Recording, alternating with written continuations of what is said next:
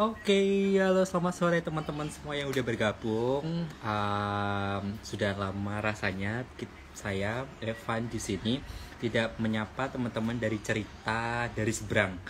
Sorry, karena mungkin ada beberapa teknis yang terkendala di hari-hari sebelumnya. Jadinya sekarang baru sempat untuk mengerjakan mengerjakan live seperti biasa. Nah, buat teman-teman semua yang mau gabung di sini atau mau kirim-kirim komen, boleh langsung komen saat kita lagi ngobrol. Tema pada sore hari ini kita ngomongnya who says state institution can offer for master degree scholarship. Jadi mungkin bagi teman-teman semua atau freshman, fresh graduate yang pengen berkarir setelah menempuh studinya di S1, pasti akan berpikiran kayaknya kerja atau kuliah ya gitu. Pertanyaan-pertanyaan seperti itu yang selalu bikin kita kepikiran gimana caranya kita bisa ngekontrol diri kita untuk memanage pilihan kita. Maka dari itu, sekarang kita bisa ngasih tahu pandangan buat teman-teman semua yang baru lulus pastinya atau mungkin yang akan menempuh di pilihan selanjutnya, bahwa institusi atau yang namanya BUMN, OJK atau institusi yang seperti itu, bahkan yang swasta, pegawai swasta, dia juga bisa mendapatkan kesempatan untuk studi lanjut S2 di luar negeri. Nah, speaker kali ini kita kedatangan Fitrotin Aziza yang akan bergabung bersama saya. Dan akan menyampaikan banyak hal. Saya menyapa dulu Mbak Christine. Halo Mbak Christine, terima kasih. Halo Fitrotin. Halo Evan. Halo. Assalamualaikum. Waalaikumsalam warahmatullahi. Gimana kabarnya hari ini, Evan? I'm good. Fitrotin gimana? Sehat? Alhamdulillah sehat. Sorry, ini nggak koneksinya putus-putus nggak diganggu ya? Enggak. Koneksinya bagus kok. Oke. Kita nyapa ada Rizky Krismawan. Itu adalah teman kita waktu dulu kita di hubungan internasional. Hello, iya, Rizky. Sam. Halo Sam. Gimana nih? So I also would like to say congratulations untuk Fitrotin yang sudah menempuh studinya selesai dari University of Melbourne. Gila, keren. Thank you so much. Nah, kita kali ini kita lagi ngomongin soal who says state institution can offer for master degree scholarship. Karena kenapa? Kita biasanya taunya adalah banyak orang yang menyangka bahwa beasiswa itu ya kalau kita kerja kita nggak mungkin dapat beasiswa nih. Jadi ibaratnya kalau kita kerja ya harus resign baru dapat beasiswa dari donatur lainnya gitu kan. Itu mungkin banyak orang beranggapan yang seperti itu. Nah, kebetulan sekarang Fitrotin lagi bergabung bersama saya untuk bisa ngasih informasi yang sangat banyak sekali tentang scholarship yang didapat oleh Fitrotin. Tapi sebelum itu kenalan dulu dong, boleh? Biar teman-teman tahu siapa sih Fitrotin Aziza. Ya, terima kasih waktunya Evan. Halo semuanya teman-teman yang hadir di IG live stationnya Evan.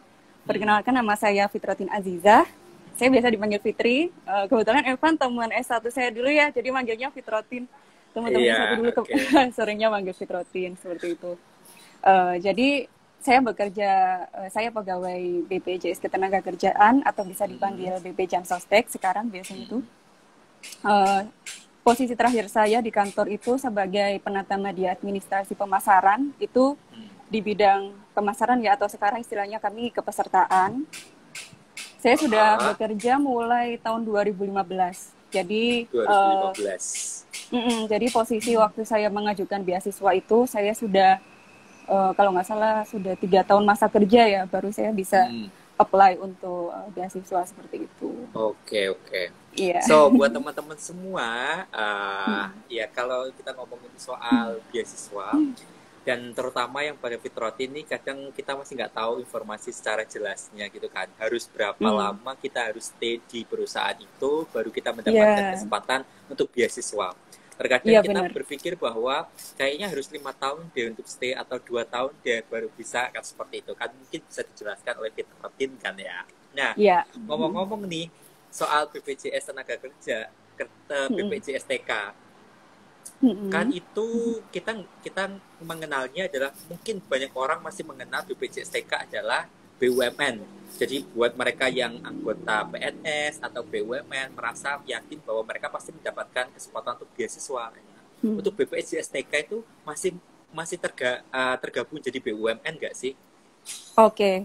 Ya, Hmm. jadi sekalian ini mungkin ya, Hmm. menyampaikan ke teman-teman, mungkin yang selama ini beranggapan bahwa BPJS Ketenagakerjaan atau mungkin Hmm. kesehatan sebagai suatu BUMN, mungkin kami saya perlu luruskan. Jadi sejak 2014, kalau Uh, di kantor saya sendiri kan BPJS Ketenagakerjaan sebelumnya Jam Sostek ya.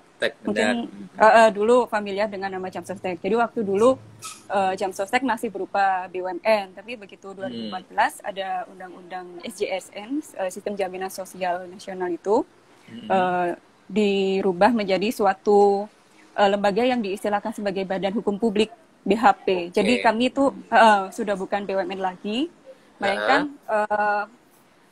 karena bertanggung jawabannya kepada presiden langsung. Jadi kurang uh, lebih kami ini suatu badan yang setara seperti KPK seperti itu. oke, oke, Tapi oke. statusnya bukan PNS juga sebenarnya. Hmm, hmm, hmm. Mm-mm.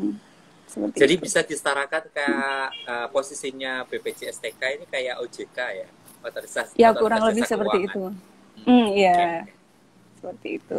Oh ada Mas Luka, saya nyapa Mas Luka dulu ya. Halo Mas Mas Luke, Luka, iya halo boleh. Denny Aulia, anak Oh ya? Melbourne nih gitu. Oh ada Denny. Oke, so ngomongin soal tadi udah dijelasin sama Fitratin. Nah kita ngomongin nih, mungkin teman-teman masih belum tahu Fitrotin ini kan mengambil studi S2-nya di Public Policy, iya, Faculty of Art, University of Melbourne. Nah, Oke. nah, tapi saya kepo dulu nih, kepo sebelum itu ya. Itu kenapa fotonya ada yang di Uzbekistan, ada yang di Kazakhstan, itu gimana ceritanya? Oh, kalau yang di Uzbekistan sih itu lucu sebenarnya, ada cerita sebenarnya. Jadi kalau yang di Uzbekistan Benar-benar, itu boleh-boleh. sebenarnya cuma perjalanan pribadi aja sih. Karena kebetulan Oke, saya kan mengagumi penulis di Indonesia, mungkin kalau tahu Asma Nadia. Jadi oke, beliau itu sering Asmana dia. mengadakan trip bersama dengan pembaca beliau gitu. Jadi waktu itu tahun Oh, 2018 Hah? ada semacam offer dari beliau untuk Mm-mm. gimana kalau teman-teman kita sekalian sharing session gitu, sekalian Mm-mm. trip di Uzbekistan seperti itu. Nah, kebetulan saya juga ini ya waktu itu ada semacam sisa waktu cuti. Oh, I Jadi saya see. coba gunakan untuk ikut trip bersama Asma Nadia seperti itu. Oh, jadi cuma di Uzbekistan aja atau di negara-negara Hmm, lainnya juga? di Uzbekistan aja waktu itu. Jadi kalau nggak salah 8 hari apa ya.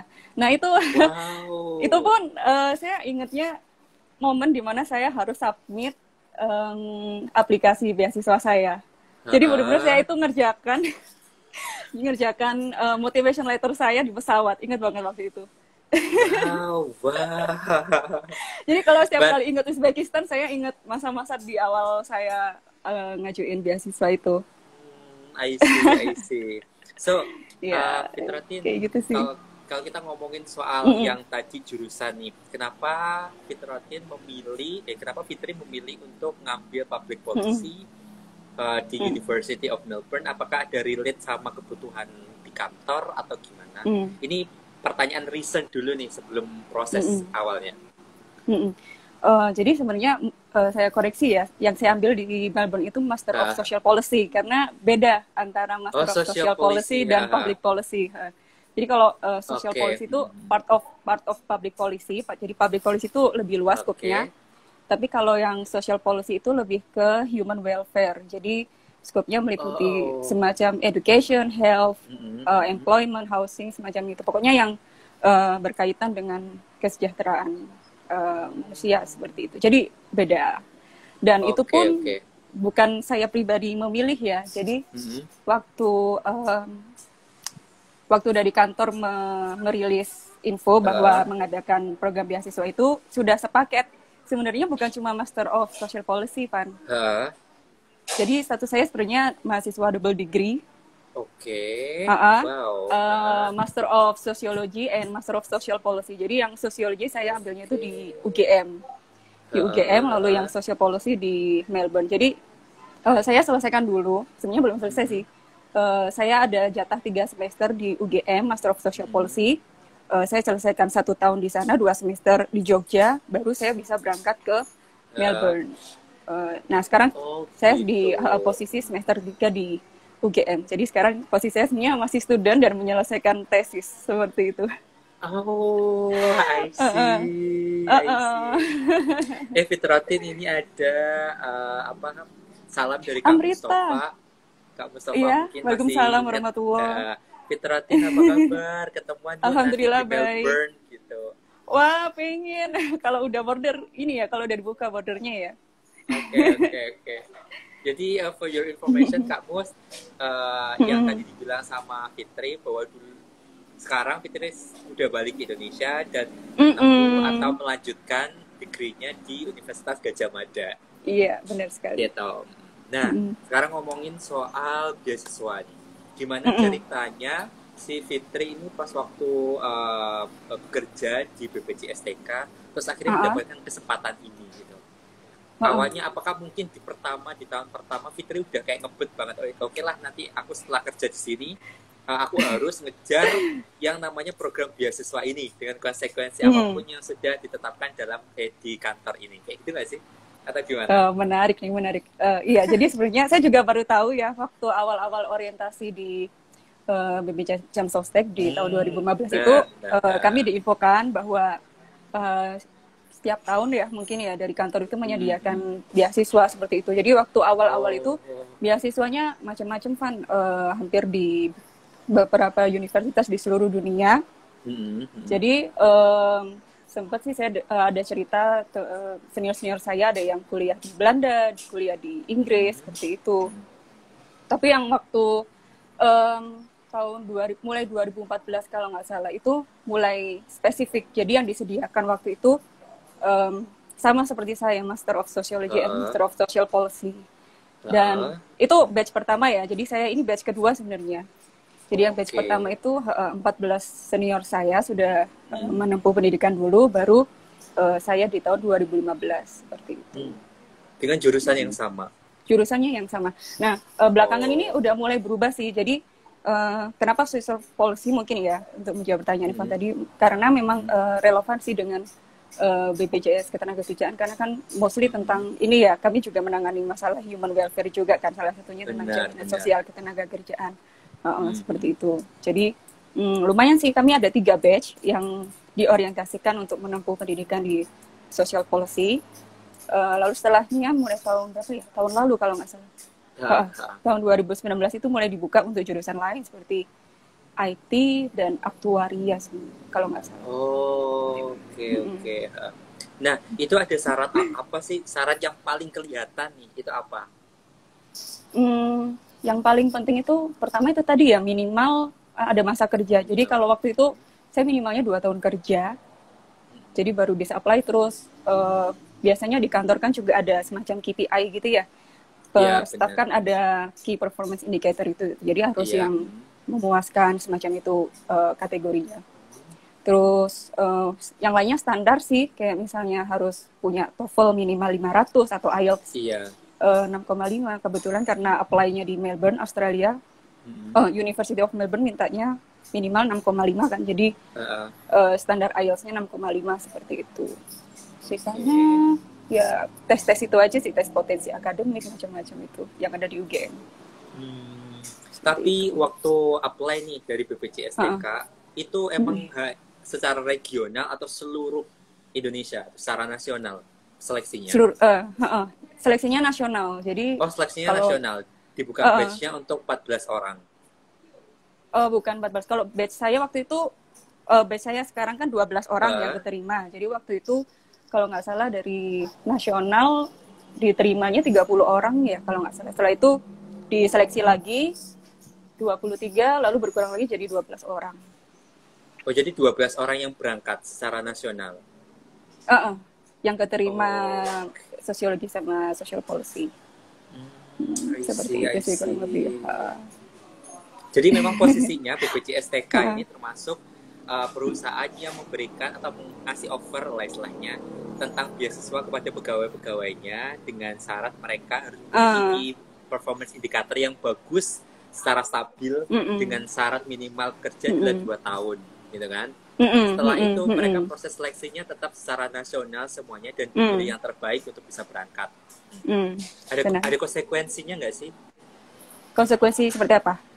Konsekuensinya setelah mungkin dapat beasiswa, Fitri harus gimana atau apa kayak gitu. Oke, ini bukan konsekuensi ya, apa ya? Semacam reward sih kalau menurut saya. Jadi kalau misalnya udah keterima beasiswa, kami ada semacam masa ikatan dinas minimal 12 tahun. Jadi diperpanjang yang sebelumnya sebelumnya kan mungkin bebas ya. Kalau misalnya kita udah lewat masa orientasi kan bebas seperti itu. Tapi kalau sudah dapat beasiswa, kami ada masa ikatan dinas sampai 12 tahun seperti itu. Oke. Dengan tapi posisinya ini nggak sih Fitri bakal tetap di move ke area manapun gitu nggak sih? Iya, itu pasti sih. Jadi memang dari awal kami harus sepakat kalau setelah kami lulus itu harus mau ditempatkan di regional manapun seperti itu. Tapi ngefek atau maksudnya kayak secara tidak langsung nih ya saat Fitri udah berangkat untuk studi S2 itu ngefek ke perusahaan istilahnya adalah jabatannya Fitri bakal naik gitu nggak sih? Atau prosesnya gimana? Atau selama 2 tahun itu KPI-nya harus mulai mungkin kita ngomongnya awalnya staff, habis itu supervisor, habis itu apa baru mereka yang dapat beasiswa atau gimana? Kebetulan kalau saya sendiri kan berangkatnya dari kantor cabang ya, Van. Aku waktu itu di kantor cabang Surabaya Karimun Jawa. Jadi karena sekarang saya masih belum lulus ya, istilahnya masih belum selesai masa studinya. Jadi saya memberikan informasi dari senior saya aja ya, berkaca dari mereka. Kalau senior saya yang sudah selesai duluan di batch pertama itu, mereka sama sih berangkat dari berbagai macam kantor cabang. Tapi setelah mereka menyelesaikan masa studinya, mereka dikumpulkan di kantor pusat. Seperti itu. Jadi mungkin mereka lebih mendapatkan posisi yang strategis ya, atau mungkin job desk-nya sudah pasti beda lagi dengan yang sebelumnya mereka pegang, seperti itu. Benar banget. Iya. Terus Fitri sendiri nih alasan paling dalam ceritanya. Kenapa sih kok memutuskan, kan kalau kita udah kerja nih pasti ada anggapan bahwa udahlah enak kerja udah dapat uang gitu kan. Apa sih susah-susah untuk kuliah lagi. Nah, Fitri sendiri gimana sih mengambil kesempatan itu, ngerasa kayak oke, aku dapat kesempatan nih, aku ambil deh, ngomongin soal ini gampang lah nanti, gitu gimana sih? Sebenarnya emang dari dulu aku pengen ini ya, Van ya, pengen lanjut sekolah di luar negeri ya. Jadi bahkan sebelum start kerja pun udah ada bayangan pengen sekolah gratis di luar negeri seperti itu. Jadi itu yang ada di mindsetku waktu itu. Jadi begitu dapat info kalau kantor ternyata ada beasiswa, semakin semangat kan. Seperti itu. Jadi apa ya? Mungkin buat ini aja sih. Sebenarnya kalau misalnya udah di kantor memang comfort zone ya. Tapi kalau saya sendiri sih waktu itu mikir apa yang bisa saya lakukan selain dari melakukan rutinitas saya di kantor seperti itu. Saya pikir kalau misalnya ikut beasiswa, mungkin saya bisa meningkatkan kapasitas saya sebagai individu. Dan kebetulan yang ditawarkan juga kan social policy, dan itu linear sama ini studi yang sebelumnya. Waktu itu kan di HI sama-sama social science. Jadi aku pikir mungkin kurang lebih masih bisa lah kalau saya mencoba ikut yang social policy seperti itu. Dan ternyata setelah dijalani, alhamdulillah menyenangkan sih. Malah saya pengennya nih kalau bisa ada kesempatan S3, pengen S3 juga. Aduh, seperti itu. Seneng banget sekolah kan ternyata. Iya, dan jujur ya Fitri, aku benar-benar shock pas waktu dikasih tahu sama Kanya. Waktu dikasih tahu sama Kanya, aku loh satu tempat juga sama Fitri. Kok bisa kamu satu tempat sama Fitri kayak gitu kan? Ya Allah.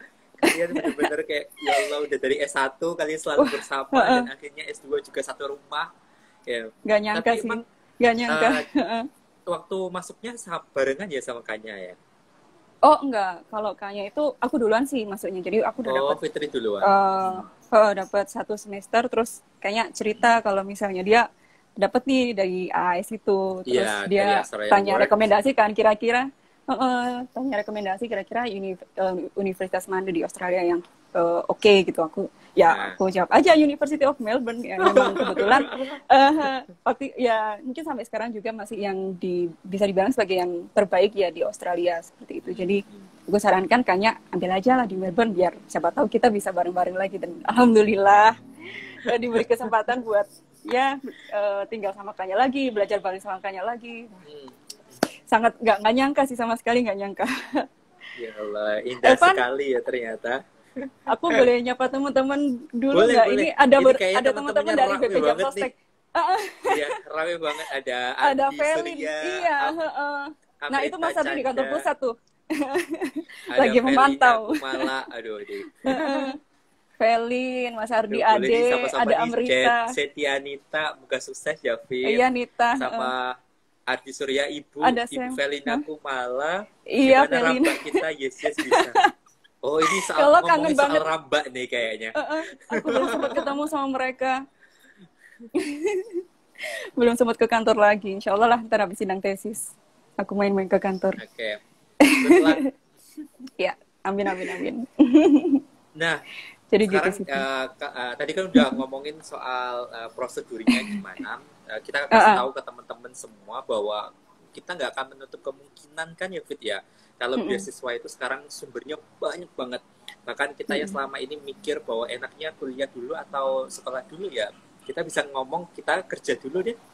Dan finally si Fitri ini contohnya udah kerja dan dapat beasiswa juga dari kantornya gitu kan ya. Nah, sekarang ngomongin tips. Tipsnya apa sih, Fit? Udah sukses di pekerjaan, sukses kuliahnya juga, gitu. Nah, apa sih yang mungkin bisa di-share ke teman-teman semua? Mungkin aku pengen address bentar ya yang masalah tadi. Ternyata setelah dijalani, kalau misalnya kita kerja dulu baru kuliah itu ya ada banyak inilah semacam benefitnya ya. Jadi siapa tahu tempat kerja kita menyediakan beasiswa seperti itu. Dan belakangan ini begitu di sana saya akhirnya ketemu banyak teman-teman, kenalan-kenalan lain yang ternyata mereka sama statusnya sebagai pegawai kantor yang menerima beasiswa dari kantornya masing-masing. Jadi saya pikir wah kayaknya kesempatan oke nih kalau misalnya mungkin bisa dicoba dulu, kerja dulu baru nanti cari beasiswa seperti itu ya. Siapa tahu dari kantornya menyediakan. Terus kalau tips itu ada tips rumus ada tips nih dari Felina Kumala. Rajin baca koran. Oke. Oh, luar biasa nih Bu Felin nih. Ibu Felin, terima kasih tipsnya ya. Kalau aku sih sebenarnya bisa dibilang simpel, tapi kadang kita harus berusaha untuk mengingat itu terus ya, Van. Kayak misalnya dulu sering diajarin kan, ikhtiar, doa, dan tawakal. Benar. Kayak gitu. Jadi saya pegang itu sih selama ini. Jadi saya menyadari sekali bahwa saya dapat seperti ini tuh mungkin ya nggak lepas juga sih dari usaha saya selama ini seperti apa. Tapi yang paling utama juga doa-doa dari orang-orang di sekitar kita seperti itu. Yang saya ingat waktu itu mungkin kalau boleh sedikit cerita tentang ikhtiar. Saya itu ingat banget. Jadi sebelum berangkat ke Melbourne, ini saya sempat tes IELTS itu sampai 3 kali, Van. Oke. Ya, karena waktu itu syaratnya kan 6,5, tapi saya waktu itu ada yang skillnya itu masih di bawah 6 seperti itu. Jadi saya harus repeat terus. Tahu nggak waktu itu listening, aku malah listening yang di bawah 6 itu hampir 2 kali kayak gitu terus, dan wah sempet desperate sebenarnya karena kan lumayan juga ya IELTS kan biayanya juga nggak murah ya. Jadi kalau misalnya udah mencoba membiasakan untuk belajar material dari IELTS seperti itu. Jadi lumayan sih waktu itu saya ada ikut IELTS preparation itu hampir setahun ya. untuk menyiapkan IELTS yang sesuai dengan yang disyaratkan oleh University of Melbourne seperti itu. Jadi Benar. ya itu intinya jangan pantang menyerah, tetap lakukan yang terbaik, berusaha semaksimal mungkin untuk mendapatkan apa yang kamu inginkan. Misalnya contoh saya tadi keep going to get a better IELTS score seperti itu. Terus doa pasti sih. Jadi doa ini bisa apa ya, semacam ibadah juga. Jadi kalau misalnya teman-teman ini bisa membiasakan untuk beribadah, itu ini saran dari orang-orang sekitar saya juga ya, dan saya juga berusaha mengimplementasikannya. Tambahkan ibadah kalian. Jadi kalau misalnya katakan sedekah atau ibadah yang seperti apa, hanya sekali 2 kali, itu ditingkatkan lagi. Seperti itu. Doa, lalu ya itu sih yang saya yakin, itu doa orang tua saya, doa keluarga saya, doa teman-teman di kantor, terutama juga yang mendukung saya. Wah, ini luar biasa sih support dari teman-teman kantor. Kalau nggak ada support dari mereka, wah nggak mungkin juga saya bisa di posisi ini. Saya bacain ya, ini ada bacaan dari komen dari Bapak Adi Surya. Mas Evan, by the way, rekan saya Mbak Fitrotin ini figur yang rajin dan membumi. Nggak pernah marah, sabar banget. Rezeki beliau bisa ke Melbourne. Tipsnya rajin tahajud, luar biasa. Mas Ardi. Pak Adi, saya sudah kenal sama Fitri sejak kuliah di S1. Memang Mbak Fitri ini sangat-sangat sabar. Nggak pernah marah memang. Nggak kelihatan aja sih mungkin. Masih belum kelihatan mungkin ya. Terus ini ada lagi dari Ibu Velina Kumala. Panutanku emang sis Fitri, tipsnya sering traktir teman kantornya. Luar biasa. Kaya nih kayaknya Fitri nih. Oh enggak, karena mereka sering traktir, jadi saya traktir balik gitu. Oh gitu. Oke, saya sekarang berpikiran bahwa kayaknya sedekahnya ini traktiran deh. Harus setiap hari traktir makan siang kayaknya. Sis Feli bisa aja nih. Dari Rizky Krismawan, quote of the year by Fitri. Yeay. Ya Allah, teman-teman lucu ya. Rame banget, seru banget ya Allah, terima kasih. Itu dari Mas Adi Surya juga, kalau marah orang mau begal aja nggak bisa dilindungi malaikat. Tapi ini bener sih, Van. Ya Allah, ini ya gitulah, daripada out of context, tapi ya intinya gitu kan. Benar. Ya, ikhtiar doa sama tawakal. Seperti itu. Ngomongin soal kegagalan dulu nih. Kan mungkin teman-teman sudah selalu ngerasa bahwa yang namanya beasiswa, udahlah kalau udah masuk ke perusahaan gede, udah dapat beasiswa, ya udah gampang sekali gitu kan. Tinggal kita memperbaiki KPI. Kan Fitri tadi juga udah bilang sendiri bahwa IELTS-nya itu udah 3 kali take. Dan 1 IELTS itu 3 juta harganya. Wow, kan ya. Berarti 3 kali take itu udah 9 juta. Aduh, pusing waktu itu, pusing sih. Nah, itu dari kedua. Karena yang ketiga kan pasti udah berhasil nih. Dari yang kedua ini emang yang gagal ini listening-nya atau ada bagian lain yang kurang dari 6? Oh, pernah reading juga sih. Sorry. Writing. Oh, yang writing. Listening sama writing yang pernah fail di bawah 6 itu. So, les di mana nih? Yang ikut IELTS preparation-nya? Oh, nah ini sih. Jadi kalau di program beasiswa kami itu juga include semacam mata kuliah apa ya? English for academic purpose gitu, Van. Jadi setiap mata kuliah itu waktu masih di UGM posisinya, itu kami hampir semacam dibiasakan untuk mengerjakan IELTS material seperti itu. Jadi hampir selama 2 semester itu kami ya di kelas itu bahas IELTS terus seperti itu sih. So, Fitri, kalau soal yang beasiswa dan kerja nih, waktu Fitri dapat beasiswa, itu full Fitri harus belajar atau masih ada urusan kantor yang lain yang mungkin secara emergency harus Fitri selesaikan? Enggak sih. Jadi waktu itu memang diarahkan dari pimpinan kami ya buat fokus kuliah aja. Jadi istilahnya kami itu tugas belajar, tidak ada tidak ada kewajiban untuk mengerjakan rutinitas kantor yang sebelumnya. Jadi memang fokus untuk menyelesaikan kuliah itu aja sih. Bahkan sekarang gitu sampai sekarang. Berarti dianggap cuti atau gimana ya, Fitri? Bisa dibilang seperti itu ya. Hmm. Nah, tapi masih dalam status hubungan kerja dengan Uh, BPJS Ketenagakerjaan. Seperti Oke, itu. menyenangkan sekali. So, Hmm. hal yang paling menyenangkan saat Fitri lagi di Melbourne apa nih? Heeh. Oh, semuanya menyenangkan sih, Van. Apanya nih? Kehidupannya, Apapun kuliahnya, yang semuanya mungkin sih, yang semua paling berkesan. menyenangkan, yang paling berkesan, yang paling nggak bisa dilupakan oleh Fitri sampai Oh, sekarang. oke. Rasanya kayak aku pengen balik lagi deh di Melbourne, Hmm. nggak mau lah, kayaknya balik Indonesia kayak gitu. Oke, kalau aku sih kalau boleh milih salah satu yang paling berkesan selama Hmm, masa studi ini, hmm, itu satu hal yang benar-benar di luar ekspektasiku. Waktu itu ah, keterima summer school di University of Auckland di New Zealand. Jadi wow, waktu itu udah selesai satu semester kan di University ah, of Melbourne. Terus hmm, udah mau summer break nih, lumayan kan summer breaknya 4 bulan waktu benar. itu. Terus Oh, Fitri ngambil uh, yang program 2 tahun. oh, nah, tambahan lagi. Jadi kalau di Melbourne Ah, itu kan University of Melbourne ada dua ya skimnya, ah, ada semacam Master of Research itu yang coursework, pakai tesis. ah, Kalau aku hmm, ambilnya yang Master of Coursework, jadi bisa coursework, cuma setahun aja. Master of oke. Coursework, jadi cuma setahun di University of Melbourne. Terus selesai satu semester di Melbourne, sempat inilah cari-cari info apa ya kira-kira ada nggak summer school. Dari dulu kan Hmm, sebenarnya aku pengen banget gitu loh ikut summer school gitu, merasakan hmm, waktu S1 bisa nggak ya, ternyata masih belum bisa waktu S1 kan. Terus cobalah cari kira-kira ada nggak ya benar. penawaran summer Hmm, school untuk master degree. Ternyata waktu itu saya cek University of Melbourne ini ah, banyak kerjasama dengan universitas di berbagai macam negara, dan kebetulan karena memang oke, dari benar. dulu sejak SMP malah saya itu minatnya malah pengen studinya di New Zealand. Oke.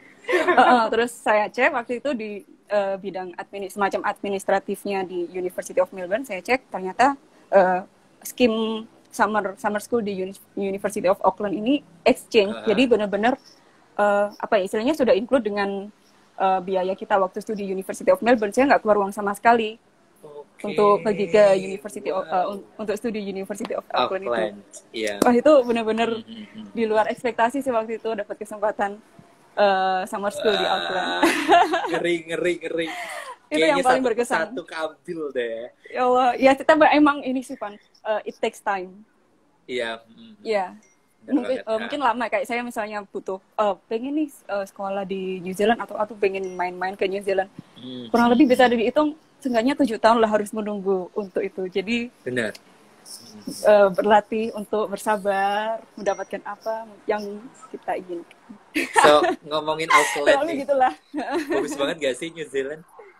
Ya Allah, bagus banget Pan, New Sama Zealand. gak sih Aduh, 11-12 kayak batu deh kayaknya? Hobbiton ya. Aku waktu itu cuma 2 bulan summer schoolnya di New Zealand dan itu berkesan Ah, banget sih. Jadi New Zealand itu kan 2 pulau ya, Pulau Utara dan Pulau Selatan. Kalau benar, Auckland itu benar. kan di North Island.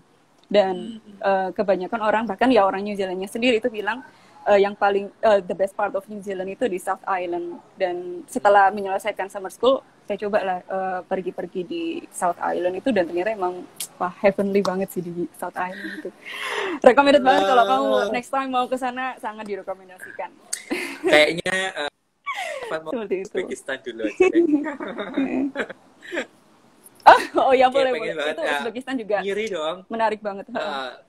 Ya Fitri Eh, kan posting foto nih di Uzbekistan gitu kan. eh, Gila bagus eh, banget. eh, Ya, eh. kayaknya itu yang paling Bagus banget sih. yang harus didahulukan deh kayaknya. Amin, insya Allah suatu saat nanti. Amin, amin, amin. So Fitri, kan kita ngomongin soal yang tadi it takes time gitu kan. Fitri dulu di S1 mungkin rasanya susah sekali kayak untuk menunggu hal ini terjadi gitu kan. Exactly. Mungkin Fitri juga beranggapan bahwa setelah lulus kuliah, Fitri juga pernah beranggapan aku mau ngambil beasiswa langsung aja deh, gitu kan. Ya. Dan apa sih yang bikin Fitri selalu konsisten nih ceritanya dengan mimpi-mimpi itu? Kalau aku sih lebih ke melihat kesempatan yang ada aja ya, Van ya. Jadi Uh, benar sih waktu itu setelah selesai S1 ada keinginan buat lanjut S2 seperti. Cuman mungkin waktu itu yang kelihatan di depan saya itu belum bisa gitu. Saya buat ambil buat lanjut sekolah lagi. Jadi mau apa ya? Saya berusaha untuk kerja dulu lah. Benar. Yang ada apa gitu, mana yang menawarkan pekerjaan yang cocok buat saya, seperti itu. Nah, akhirnya saya cobalah ini BPJS Ketenagakerjaan. Jadi intinya saya melihat aja sih kesempatan yang ada itu seperti apa gitu. Kalau misalnya memang yang memungkinkan kerja dulu, nggak apa-apa lah kerja dulu. Toh nanti siapa tahu, siapa yang bisa tahu kan di masa depannya ada apa gitu untuk kita. Gitu. Benar. So, sekarang ngomongin soal culture shock nih. Culture shock Fitri apa ya? Di Melbourne ya.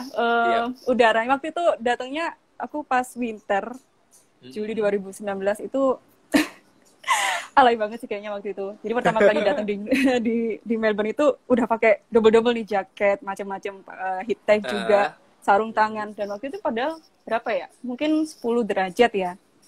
Itu udah merasa dingin banget awal-awal winter di Melbourne. Tapi lama-lama ternyata kemarin masih merasakan lagi winter di sana kan. Ternyata ya kalau udah kebiasaan bisa juga sih beradaptasi. Mostly nggak ada ini sih Pan, nggak ada kesulitan buat beradaptasi di Melbourne. Kalau mungkin yang shock cuacanya ya. Melbourne kan lumayan drastis juga. Jadi bisa ada yang bilang itu Melbourne itu satu hari itu bisa 4 musim. Yap, benar banget. Mungkin pernah denger ya. Sering banget di vlog-vlog itu bilang kalau Melbourne tuh mungkin satu hari itu bisa bermacam-macam musimnya. Pagi yang udah mendung, hujan, nanti panas banget, nanti angin, ya kayak gitu. Bener sih, bener, kurang lebih bener sih seperti itu.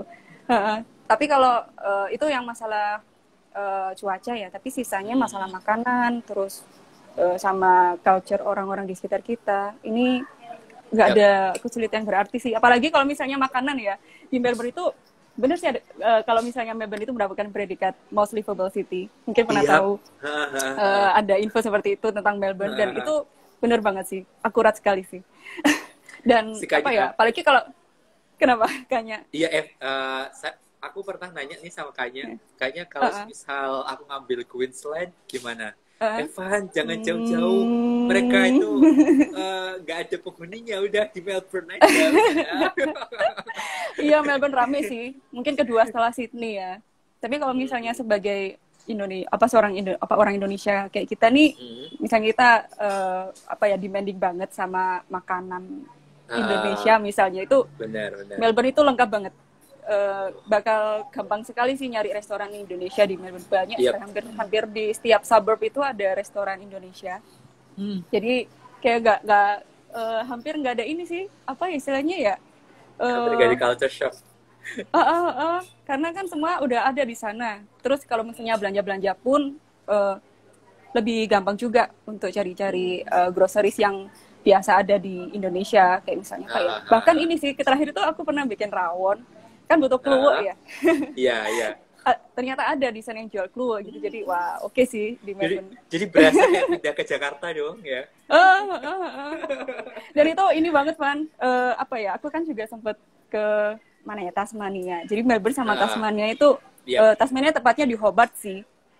Di Hobart itu kan ada University of Tasmania. Jadi kalau aku mencoba memposisikan aku ini tinggal di Hobart dan Melbourne, mungkin aku bisa lebih survive di Melbourne seperti itu.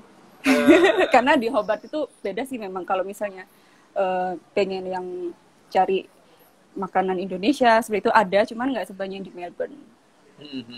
Gitu. Itunya gitu sih Melbourne. Jadi Evan pernah ini ngobrol juga di IG Live pertama kali sama Kak Mustafa. Kak Mustafa itu senior kita dulu waktu kita di visit. Beliau beliau di komunikasi. Nah, kebetulan Kak Mustafa udah spending time hampir 2 tahun lebih atau sampai 3 tahun. Dia ikut work holiday visa di Tasmania. Jadi waktu itu kebetulan dia lagi di Tasmania dan bercerita tentang indahnya Tasmania gitu kan. Emang sih indah banget. Kamu bilang kayak Tasmania itu kayak little-nya New Zealand ya. Bener sih. Bener. Kayak senjanya bagus, sunrise-nya bagus gitu kan. Oke. Akurat sekali sih. So, Fitri, thank you so much buat udah gabung di sini ngobrol hal yang sangat banyak sekali. Boleh dong kasih saran buat teman-teman semua, apa mungkin last statement Ini ada teman-temannya Fitri juga nih, Sun Iya. Sunaria. Oh, Sunaria, halo. Ada ini nih teman BPJS lagi nih, Vira nih. Iya, ada Kak Vira Faradilami. Fitri sama stay Hilda. safe ya. Gitu. Aku udah balik, Fir. Udah di Indonesia ini posisinya. Oh ya, Oke, apa ya, Pak? boleh mungkin dikasih Last last statement, Fitri gimana berjuang, terus mungkin buat teman-teman semua yang masih belum tahu tentang informasi apapun, mungkin Fitri bisa ngasih tahu tipsnya, share last statementnya kayak gimana gitu.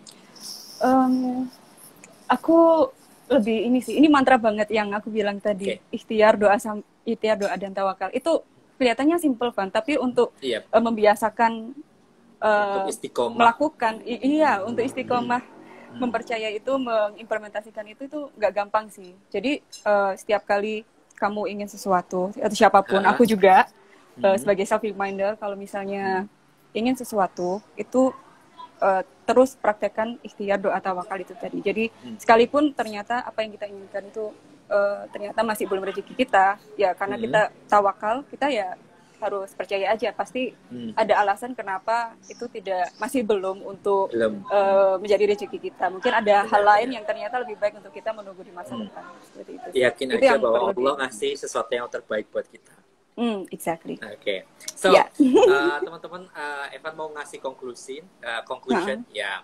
Jadi Fitri ini adalah salah satu pegawai dari BPJS TK dan mendapatkan kesempatan untuk beasiswa di University of Melbourne dan Universitas Gadjah Mada untuk Social Policy, Master Degree of Social Policy. Nah, buat teman-teman semua, tipsnya dari Mbak Fitri adalah selalu ikhtiar, doa dan tawakal. Itu hal yang paling harus dipegang buat teman-teman semua. Harus mempercayai apapun yang menurut teman-teman baik buat teman-teman semua. Nah, pastinya hal yang paling menyenangkan adalah bagaimana bahwa kita mengerti, terkadang kita berpikir bahwa untuk bekerja ataupun kuliah setelah S1, lulus S1 adalah sesuatu yang sangat dilematik. Tapi Mbak Fitri ngasih tips, ambil aja kesempatan yang ada di depan mata. Kita nggak tahu dong kesempatan di depan mata itu kayak gimana. Kalau kita bisa mengerti kesempatan itu ada, kita ambil, pasti kalau kita meyakini bahwa itu jalan kita, Tuhan pasti akan ngasih jalan itu berturut-turut. Insyaallah. This is the example, guys. This is the example. Insyaallah. Kayak penantian ya. Pasti bilang penantian gitu kan. Semua it takes time. Mbak Fitri untuk mendapatkan ini semua butuh waktu 7 tahun bahkan lebih untuk dapat ini semua. Dapatin pengalaman yang sangat luar biasa di University of Melbourne, traveling di Tasmania, dapat summer exchange di University of Auckland, New Zealand. Semua itu bukan hal yang simsalabim. Oke? Semua itu butuh effort yang gede, semua butuh perjuangan yang luar biasa dan kepercayaan kita, keyakinan kita, dan pastinya serahkan semuanya pada Allah atau Tuhan yang kita percayai. Ya, benar sekali. Oke, thank you so much. Ya udah. Sama-sama, Van. 45 menit kita bergabung di sini. Ada Resti Adinda, Halo Resti. Nah, buat teman-teman semua, terima kasih yang udah bergabung, terima kasih yang sudah meramaikan, terutama teman-temannya Kak Fitri. Wah, luar biasa sekali meramaikan sore ini. Aduh, kangen deh. Terima kasih atas terima waktunya. kasih semuanya. Terima kasih juga Mbak Fitri untuk tipsnya dan wejangannya pastinya ya. Oke? Dan I hope you are still stay safe. Amin. Ya, dan selalu jaga kesehatan, jaga diri baik-baik, dan pastinya sukses. Amin. Terima kasih. Semoga sukses juga buat Evan dan teman-teman. Thank you so much. Amin. Bye-bye. Assalamualaikum. Bye. Waalaikumsalam warahmatullahi wabarakatuh.